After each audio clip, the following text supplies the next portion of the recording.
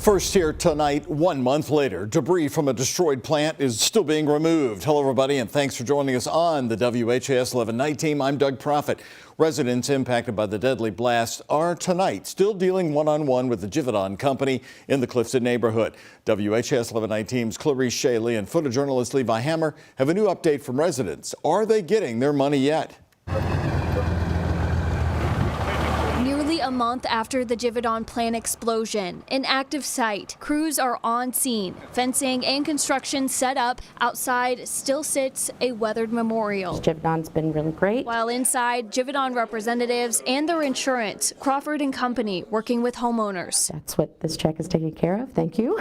Giving reimbursement to Haldeman Avenue resident Hillary Ford. I spoke to her last month about the damage, but since then, there's been more. Our insurance adjuster comes and they see one thing, and it's 4 weeks now, and things have shifted. They've settled. They've moved. New cracks, holes, and problems. My adjuster is trying to be helpful, but the way that the system is built is to how to get you as close to whole for the least amount of money. It's still tough. That sense of not knowing and lack of control, it's exhausting. Others are just starting the process. My house is really old. It's 125 this coming year. Like Cameron Latham on Payne Street. So I wanted to make sure that, nothing that is underneath the surface might be damaged as far as the structural integrity. Who only lost a mirror in his bathroom. Jeffboat has a structural engineer scheduled for next week. I asked Jeffboat representative Elaine Gravatt for an interview, and she declined, saying there's nothing new to add. But one question remains to be answered.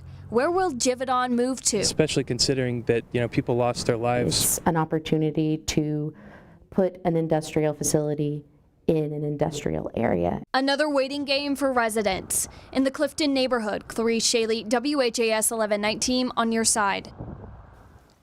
We did contact the mayor's office today for any updates on their conversations with the company about moving elsewhere in the Louisville community, and we've not yet heard back from Craig Greenberg's office on that. Now, there is one more meeting before the holidays. It's going to be Wednesday, December 18th from 4 to 6 p.m. for residents to get their questions answered right in person at the United Crescent Hill Ministries building. New tonight at 11, Louisville Metro Police are looking for more victims of a man they say stole thousands of dollars worth of jewelry, cash, and other items from many seniors living near Iroquois Park in the South End over the last several months.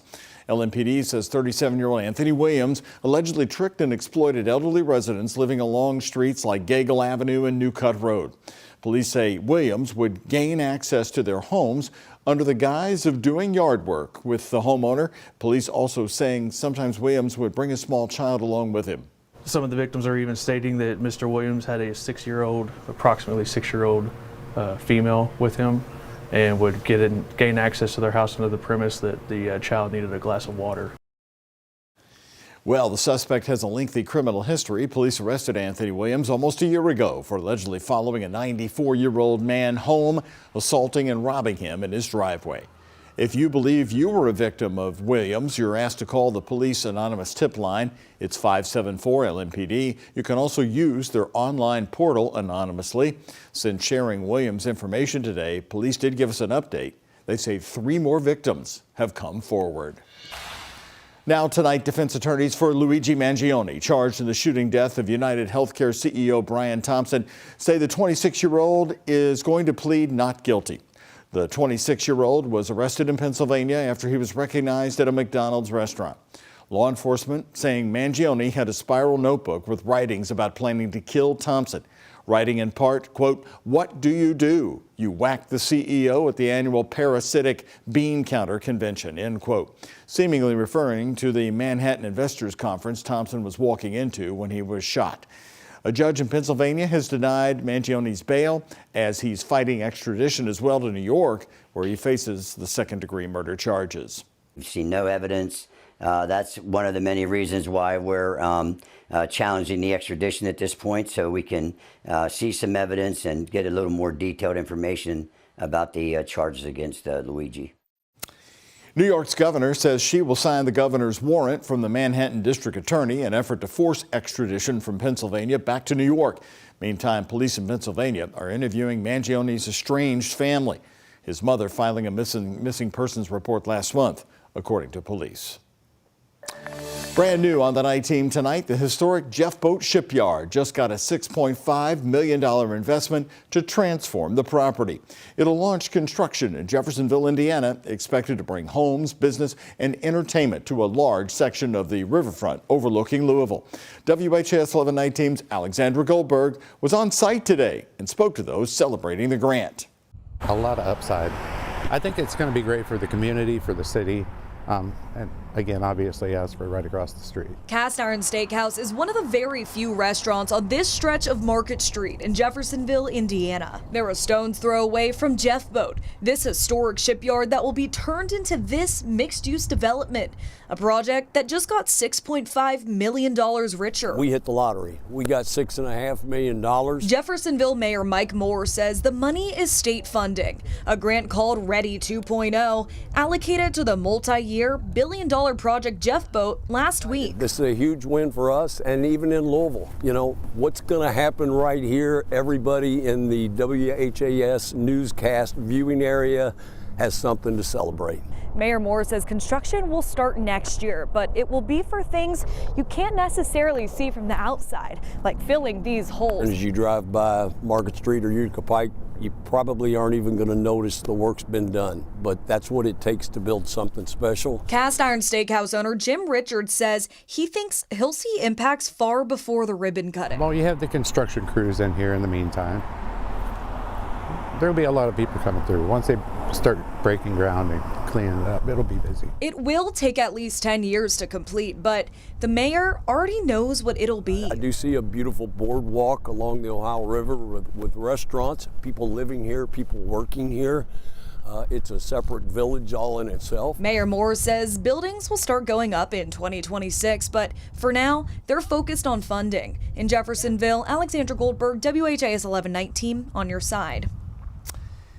We did contact the developer Thrive Companies to comment on the funding. The Columbus, Ohio firm told us, quote, Thrive is incredibly grateful for the economic support the state of Indiana and the city of Jeffersonville has shown for the transformative Jeffboat project.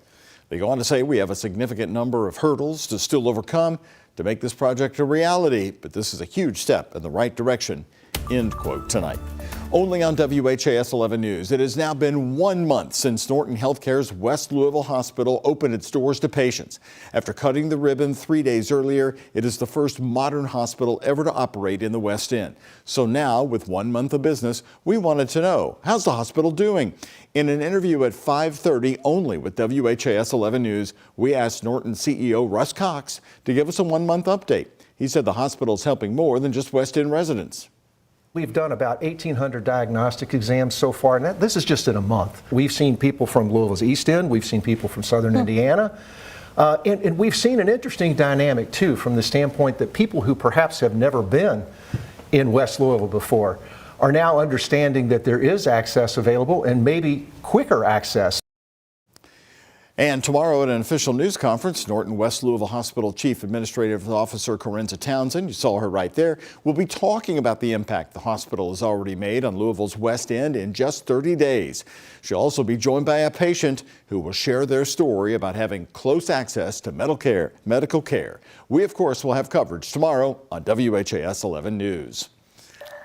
Right now tonight, one of the more dazzling displays of Christmas lights in Louisville is shining bright from our drone tonight. The waterfront Botanical Gardens at Frankfort Avenue and River Road is drawing crowds for the 5th year. A huge concentration of lights with a view of downtown Louisville. It's so big, we needed to get Reed Yaden down there live tonight with our drone. And Reed, this place isn't very big, so those lights are going a long way.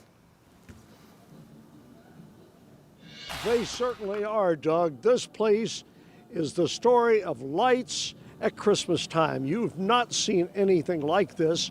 We're going to scratch the surface here. In fact, let's go ahead, go upstairs with the Sky 11 drone and take a look at just what you're seeing when you look down. When you walk around here, it is a visual treat. No matter what direction you look, what color light you want to see, they've got it all here. A mammoth undertaking. We're going to delve into it a little bit deeper in just a few minutes. Let you know how long the display will be here when you can come and see it. By the way, tonight was date night.